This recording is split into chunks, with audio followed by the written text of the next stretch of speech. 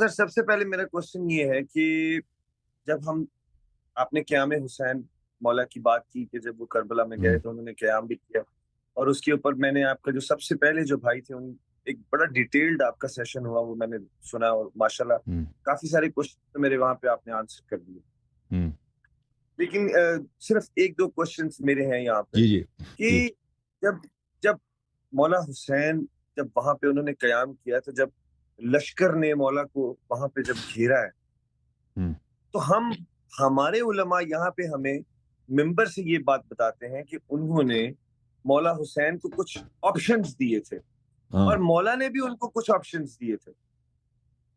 جیسا کہ ابھی ریسنٹ مجالس میں ہم نے جو یہ محرم 1446 کا اب گزرا ہے، اشرا ایک علامہ صاحب نے یہاں پہ پڑھا ہے، تو انہوں نے یہ کہا ہے کہ مولا حسین نے کہا تھا کہ آپ میرا رستہ مت روکیں، مجھے 2 سے 3 ریاستوں کے نام بتائے گئے تھے، میں وہاں پہ موو کر جاؤں گا، تو آپ مجھے جا لینے دیں. تو اس کی کیا حقیقت ہے کہ کیا امام حسین علیہ السلام جو ہے وہ یزیدیوں کو اور ان کا جو لشکر تھا، کیا ان کو بائی پاس کر کے وہاں سے موو ہو جانا چاہتے تھے، یا ان کا کوئی مشن تھا کہ وہ جا کہاں رہے تھے؟ دیکھیں، یہ تو پتہ ہے کہ امام حسین علیہ السلام نکلے تھے، لیکن ان کا سٹاپ بیسیکلی کیا تھا؟ ان کا یعنی کہ اگر آپ کو پتہ ہے تو ہم آپ سے پوچھنا چاہتے ہیں کہ وہ کس سمت جا رہے تھے. ان کا اگر یزیدی ان کا وہ نہ روکتے، میرے مولا قیام وہاں پہ نہ کرتے، تو مولا کی فائنل ڈیسٹینیشن کیا تھی، اور وہ کون سا ڈفرنس میک کرنے جا رہے تھے؟ جی بالکل، اگر وہ نہ روکتے نا، لشکر سامنے سے لشکر نہ آتا، تو ان کا منزل کوفہ تھا. کوفہ جہاں پہ امیر المؤمنین علیہ السلام کا دارالخلافہ رہ چکا تھا، اور وہ دارالخلافت تھا پورے اس ریجن کا. یعنی آپ عراق سے لے لیں، وہ ایران تک، خراسان تک، یہ سب انڈر آتا تھا وہ کوفے کے، کوفہ اور بصرہ کے.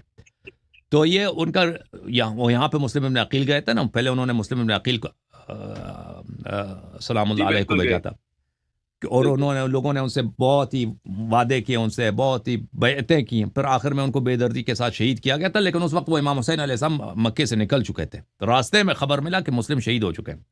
مسلم نے خط لکھا تھا کوفے سے کہ آپ تشریف لائیں ادھر، لوگ ادھر آپ کے ساتھ ہیں، لوگوں نے بیعت کی، آپ تشریف لائیں. لیکن اس کے بعد حالات بدل گئے، پھر مسلم شہید ہو گئے. تو امام حسین علیہ السلام نکل گئے تھے، اور ان کے پاس امام حسین علیہ السلام کا مقصد منزل کہاں تک؟ کوفہ تھا. ان کا جیسے ان کو دعوت دی گئی تھی کوفہ آنے کی، تو وہ کوفہ جا رہے تھے.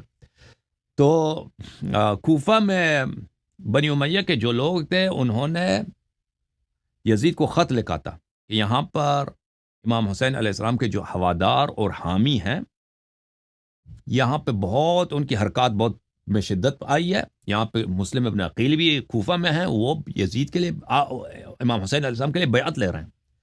تو آپ کا جو گورنر بصرہ میں، کوفہ میں، یہ بہت ہی سافٹ آدمی ہے، نرم آدمی ہے، یہ کنٹرول نہیں کر سکے گا. یہاں پہ آپ ایک لائق آدمی کو بھیج دیں.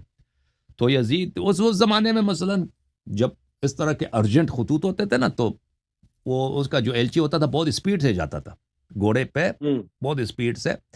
مثلا 1-2 دن میں وہ کوفے سے شام تک پہنچ جاتا تھا، کیونکہ آدمی اگر اکیلا ہو اور راستہ پتہ، اس کا کام یہی ہو کہ بھئی میں اس کا کام ہے سفر کرنا کوفہ اور شام کے درمیان، تو وہ بہت اسپیڈ سے جاتا ہے. لیکن ایک آدمی قافلے کے ساتھ جب جاتا ہے نا، بچے بیوی ساتھ ہیں، تو ہر منزل پہ رکنا پڑتا ہے، آرام کرنا پڑتا ہے. جی بالکل. وہ تو سلو ہوتا ہے. لیکن اس زمانے میں یہ ہوتا تھا کہ یہ 2 قسم کے لوگ ہوتے تھے نا، سفر جو ہوتا تھا. ایک ہوتا تھا جو پروفیشنل لوگ ہیں، ان کا کام یہی سفر کرنا، کہ خط جو خط لے کے جانا، پیغام لے کے جانا. وہ بالکل اور سرکاری جو خطوط ہوتے تھے نا، گورنمنٹ کے جو حساس ہوتے تھے، وہ تو بہت ہی اسپیڈ سے پہنچاتے تھے. تو یزید نے وہاں سے اس کو ہٹا دیا. کوفے کا جو نعمان ابن بشیر کوفے کا وہ گورنر تھا، وہ بڑا سافٹ آدمی تھا بیچارہ کیا کہنا، وہ بھی ملعون ہے، بنی امیہ کا آدمی ہے. وہ کہتا تھا لوگوں سے، یہ کہتا تھا کہ بھئی تم اگر ہمارے خلاف نہ اٹھو نا، تو ہم آپ کو نہیں چھیڑیں گے. بھئی آپ بس حکومت کے خلاف آپ کام نہ کریں، ہم آپ کو تنگ نہیں کریں گے. وہ نرم آدمی تھا. یزید نے اس کو ہٹا کر عبید اللہ ابن مرجانہ ابن زیاد، جو اس کے، دیکھیں یہ زیاد جو تھا، یزید اس کو اپنا چچا مانتا تھا.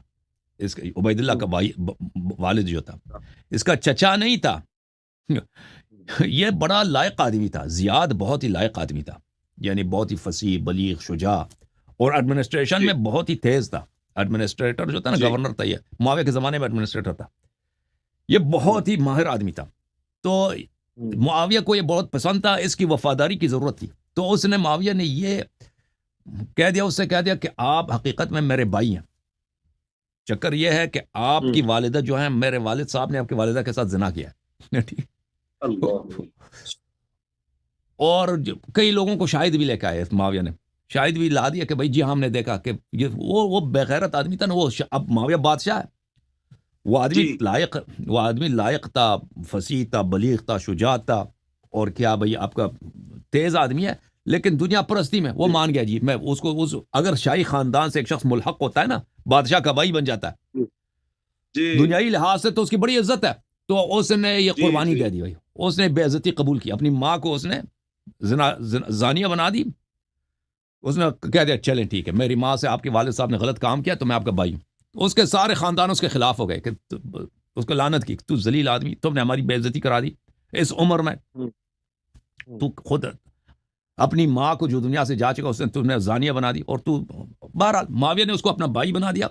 تو یہ جو ہے بنی امیہ کا آدمی بن گیا. زیاد جو بنی امیہ کا نہیں تھا، اس طرح معاویہ نے فراڈ کر کے اس کو اپنا بھائی بنا دیا. تو یہ شاہی خاندان کا نمبر 2 بن گیا بھائی، نمبر 2. اور اس کا کام یہی تھا کہ یہ عراق میں اس کا گورنر تھا، شیعوں کو قتل کرو. جو امیر المومنین علیہ السلام کو گالی نہ دے، کہتا ہے گالی دے دو، گالی دیتا ہے تو چھوڑ دیتا ہے، گالی نہیں دیتا قتل.